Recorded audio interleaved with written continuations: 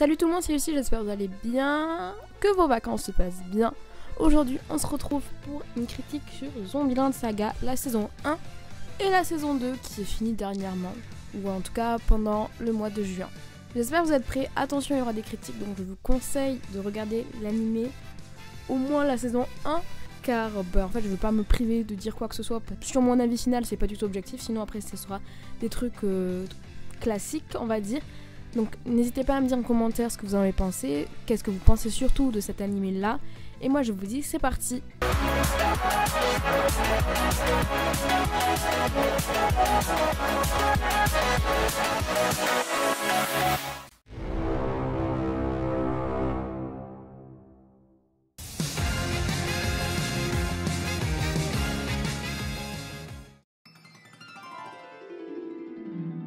いつもの朝、いつもの音楽、いつもの自分、希望に満ち溢れた私たちの日常は崩壊した。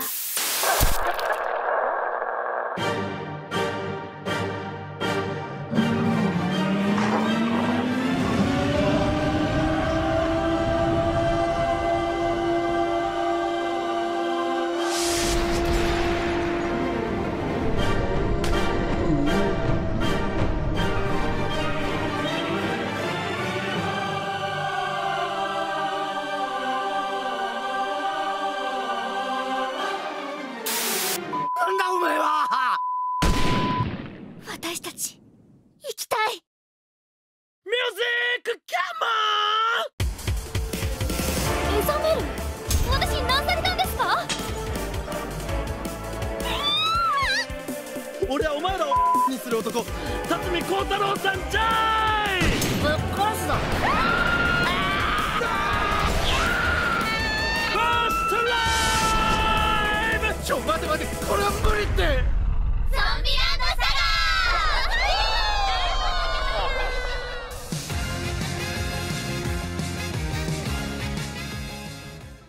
Sept filles mortes à différentes époques sont transformées en zombies par un certain Kotaro Tatsumi.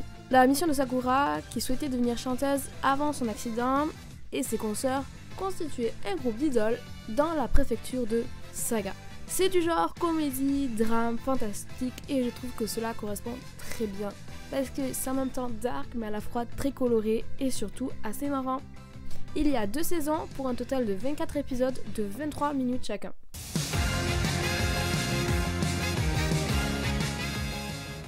Réalisé par le studio Mappa et il est en streaming sur Crunchyroll, les graphismes sont disons assez classiques. Je vous le dis à chaque fois, mais je suis pas une pro pour vraiment savoir quel type de graphisme c'est et aussi pour les décrire. Mais pendant les scènes de concert, je sais qu'on a de temps en temps droit à du 3D. Sinon, en règle générale, les traits sont plutôt fins et l'anime est assez coloré, même s'il y a certains moments où il est assez sombre, ce qui correspond quand même à l'anime zombie. L'apparence de tous les personnages est assez bien travaillée, surtout pour les personnages principaux, mais il y a quand même quelques personnages secondaires qui sortent du lot, tels que le père de Lily ou Reiko. J'apprécie beaucoup les graphismes, ce sont des graphismes que j'ai l'habitude de voir et qui ne me dérangent pas, puisque ils sont pas hors du commun, mais ils sont agréables.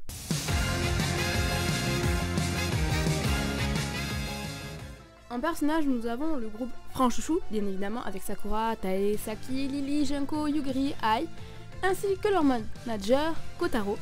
Et en personnage secondaire, entre guillemets, important, nous avons le père de Lily, Reiko, la meilleure amie de Saiki, Romeo, le chien qui se transforme des fois et qui fait assez peur.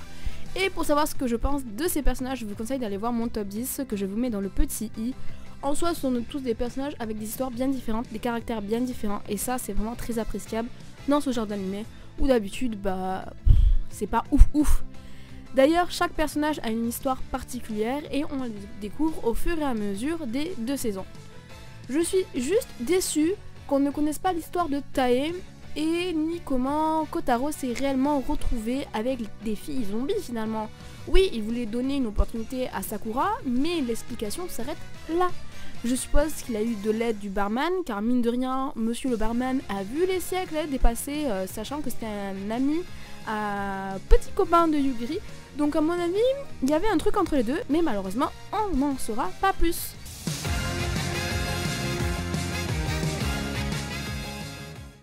Le commencement, en 2008, Sakura, une lycéenne rêvant d'être une idole, est brutalement tuée dans un accident de voiture. 10 ans plus tard, Sakura et ses filles, entre guillemets, légendaires de différentes époques, de l'histoire du Japon et principalement de Saga, sont ramenées à la vie sous forme de zombies par un Kotaro en fait, qui cherche à sauver la préfecture de Saga en constituant un petit groupe d'idoles composé uniquement de zombies qui seront appelés Franchouchou. Donc pendant toute la saison 1, on les suit dans leur travail acharné pour devenir des idoles et monter en notoriété. Tout ceci, bien évidemment, entrecoupé d'histoires avec des personnages pour connaître leur passé.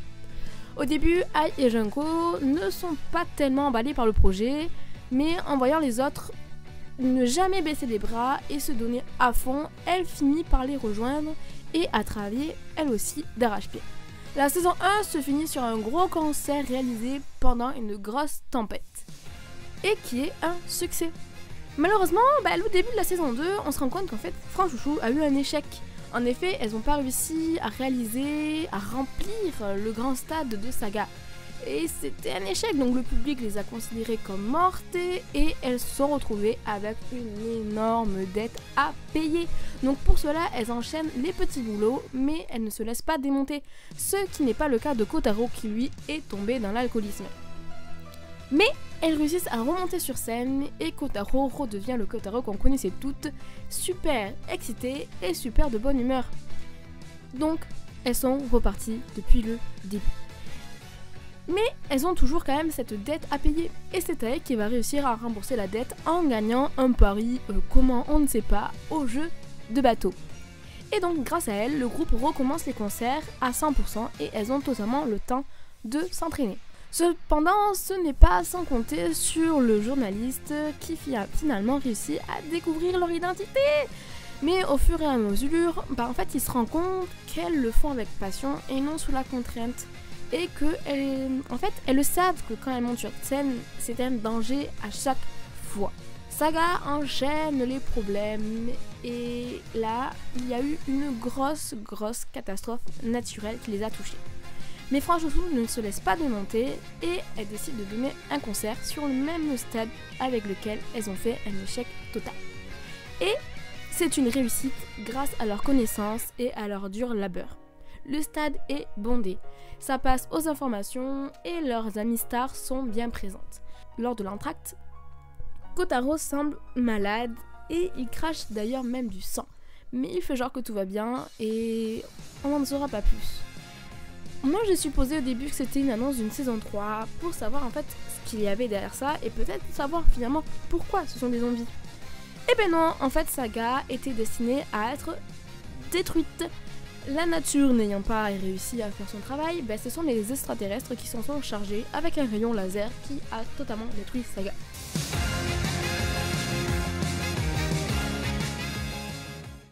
Non mais sérieusement, c'est quoi cette fin nulle à chier?